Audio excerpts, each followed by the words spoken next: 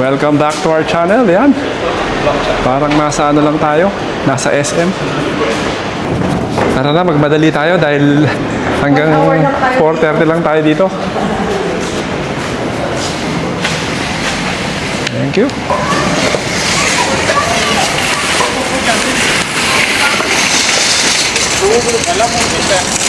Wala naman tayong masyadong bibilin dito. Lalagyan lang ng mga coat mo. Lalagyan lang ng mga damit.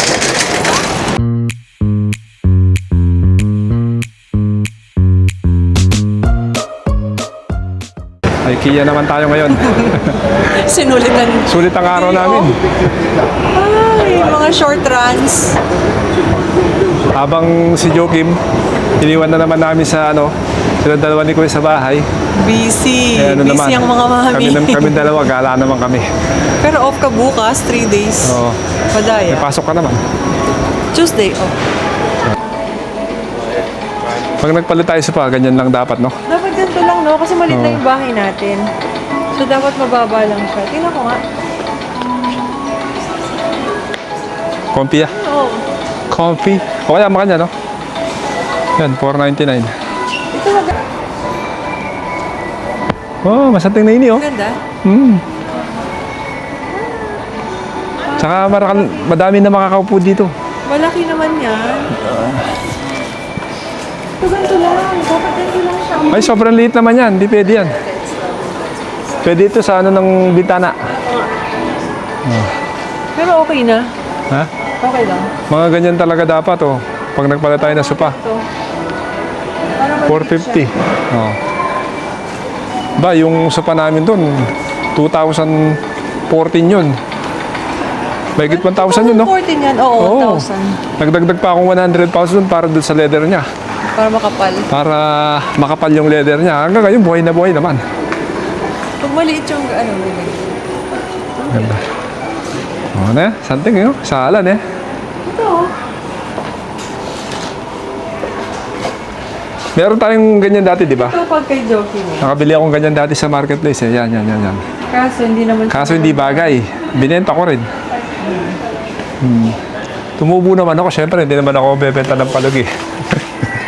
Pag walang diferensya yung gamit, huwag mong pakialaman.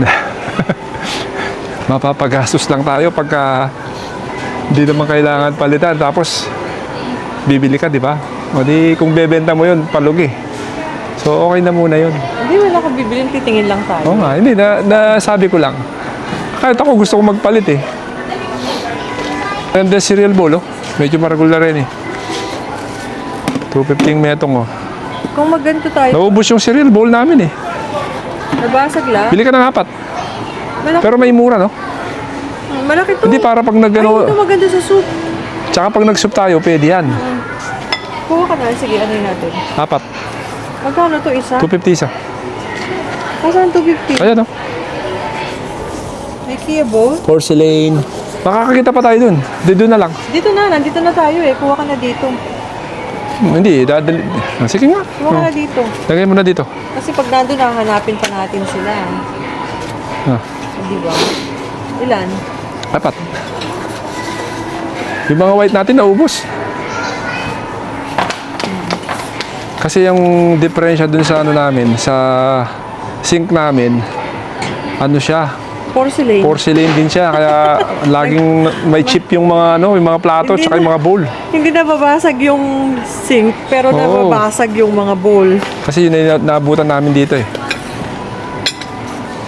Pare-pareho lang yan. May Hindi, meron ugali siyang itong si Jo. Hindi, meron siyang mga ang tawag Pero dito? ito si Jo may ugaling Gusto niyang kinukuha yung sa yung sa baba. gitna. Sa likod or sa gitna. Ayun yung kinukuha lagi sa harap. Unahan. Oh, apat. Mapapagkain man yan or gulay. Oh, 4. Hindi kasi pag nasa taas, hindi na siya fresh, na-expose na. Tamang gala lang tayo. Tamang gala, tamang gasos. Ay, Tamang stroll. Ayan, kumuha ka na yan. pag Dalawa. ito mga school holiday. Tatluin mo na. 195 Meron oh. kang meron kang Kailangan sa bahay meron ka laging pang merienda. Oo. So yan, dito na kami. Ayan, nahanap na namin yung aming hinahanap. Yan, storage bag din pa. 443. Yeah. Apat, tatlo lang babayaran mo, no? May libreng isa pag tatlo. O di sakto. Ayan o, IKEA family. Alright. So, lagay mo na dyan sa... So yan yung food court ng IKEA. O yan na. Ayan. Alas 4 na. Di ba tayo umupo dyan muna? Kumain. Coffee muna tayo. Sige. Tara. Magkape muna kami ni Jo. Kakain ba tayo? Kain tayo meatballs. Meatballs? Meatballs pa more. Yan, merienda muna tayo dito bago tayo magbabayad. Yan, pila tayo. Pero siya. Tayo lang tayo ng konti. Ano gusto mo? Mashed potato or... Ano na lang? Ito. Mashed potato? Oo, sige, mashed potato. Atin na lang tayo dyan. No. Parang gusto ko Kasi to. busog pa ako eh. 250 lang yan, ikaw. Gusto mo? Ito, tsaka to. Ito, tsaka to. Kumuha tayo ng apple pie. Na busy pa oh.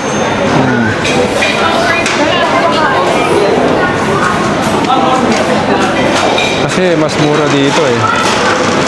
Pagkakain ka dito, mura lang. Hindi masyadong mahal. Yan ang pudding natin. Yeah, tsaka yung rice. Parang hindi kami kumain sa labas kanina.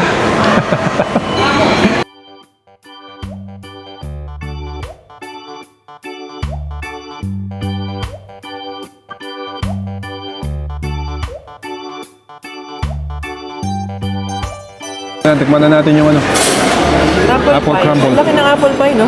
apple pie. Masarap to, may custard eh.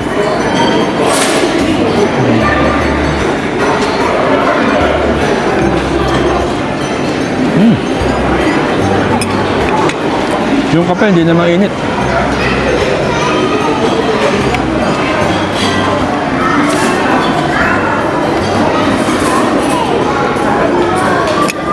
Tapos na tayong kumain. Babayaran naman natin itong pinamili natin. Busog. Baka magsara to. Masaraduhan tayo.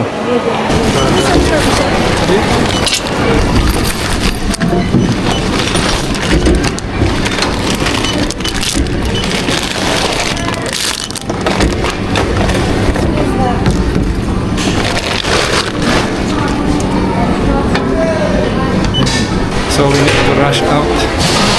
Kasi quarter to 5 na. Kailangan namin makauwi ng alas 5.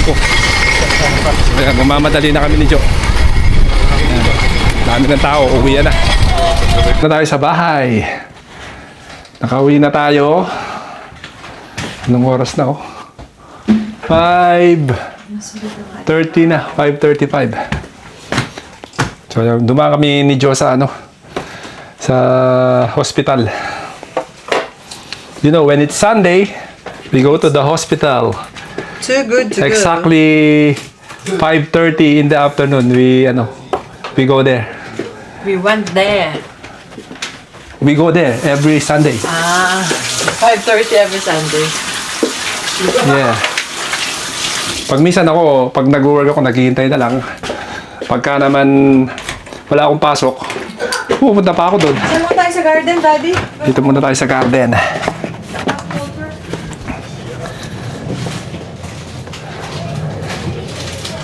Ayan. Peaceful ang garden natin. Pasok natin to sa sa loob. Itong mga to nagsilutukan na. May mga nababali na. Yan ang natin oh. Naku. Ayan ang storage natin. So ayan, after busy day, pahinga muna tayo dito. Nagpapakulo ng tubig si Mami. Siguro ako hindi na ako magdi-dinner. Tapos yung mga malamang magsa-sandwich lang yung mga yon. So hindi na kami nagluto today. Yung fridge puno ng laman. So kailangan bukas makapagluto ng mga 2 putahe. Kasi mabibisi tayo sa mga susunod na araw. Kasi plano kong magpintura ng ng wall, ng sala at ng dining room. Ano ba yung dining room sa Tagalog? Anong dining room sa Tagalog? Kusina, kitchen, di ba? Tignan mo. nagiging makakalimutin na tayo. Ma'am, ano na kasi yung sa Tagalog? Oh, kusina, kitchen niya, di ba? Pagkainan. Hindi, silid ang yung tinatanong ko. Sa pagkainan daw. Hindi ko lang kung tama yun. Anyway, kung alam nyo, comment na lang kayo. Nagiging makakalimutin na tayo. Sana ka nagka-demensya ako, hindi maaga. Yung medyo matanda na ako bago ako magka-demensya. Pero kasi madalas, nagiging makakalimutin na ako. Anyway. Mamihin ka ako kay hibiscus tea. Hibiscus tea? Wah. Hibiscus tea, pampakay. Pampababa presyon. O, bago mag-tea, mag-ano muna tayo, mag-shoutout muna tayo. Ayan. Oo nga pala, malapit na tayong maka-reach ng 1K. So yun, salamat sa mga nag-subscribe na bago sa channel natin. Sana po yung mga nag-subscribe, nood po kayo. Tapos hit nyo yung like button.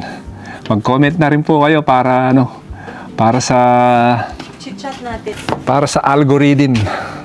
Wala kang Hawakan mo muna kasi I want to clean the table. malinis naman yan. Hawakan mo ha!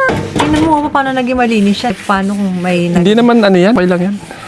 nagpupo ng Naumay May na ako kalapate sa- na nagpupo. Sabi nila, Michi, pag umabot daw ako ng 1K, magpag-giveaway daw ako. Wow! Para namang Anong pag-giveaway mo? pachikas daw ako, sabi ni Michi. Abunuhin na muna ni Mitch. Kahit daw mga tagta 300 lang. Sige, pagka umabot tayo ng 1,000, yung subscriber natin, gagawin natin na magpapa-raffle tayo, Gcash. Pipili tayo ng 5 mananalo ng 300 pesos na Gcash. So, magkano yun? 1.5. Pwede na. Siguro 20 pounds to 25 pounds yun, no? Pwede na po. Pipili tayo, magbubunot tayo sa mga subscribers natin na nag-like sa natin or nag-share sa video natin. Yan. I will let you know the info pagka nandun na tayo. Konti na lang. Siguro mga kulang 10 na lang at aabot na tayo ng 1,000. Although yung watch hours natin, marami pa tayong hahabulin. Kailangan magsipag tayo. Yan. Pero mas nakakagana kasi malapit na tayo sa 1K subscriber. Pwede na. Katsaga na lang tayo at least. Hahabulin na lang natin yung watch hours natin. So nasa sa atin na yun kung magsisipag tayo. Sana lang yung mga ina-upload natin, panoorin nyo. Sana mag-comment kayo sa mga videos natin para mas lalo tayong gaganahan. Yan. Every time na nagbagawa ko ng content, natututo po ako sa paggawa ng video. Ang pinakamahirap talaga na part actually, hindi yung pag-vlog, yung pag-edit ang pinakamahirap. Kasi alam nyo naman, full-time tayo sa trabaho. Tapos pag minsan iniisip ko, sino bang manonood sa akin? May mga nanonood naman sa tsaga lang, magkakabunga rin yung natin, yung hard work natin yan sa paggawa ng content. So yan, mahaba na yung video natin. I-end ko na tong video na to para kami dalawa ni Joe makapag-relax at makapagkwentuhan na. Salamat po ulit sa panonood. God bless us all po. Yan.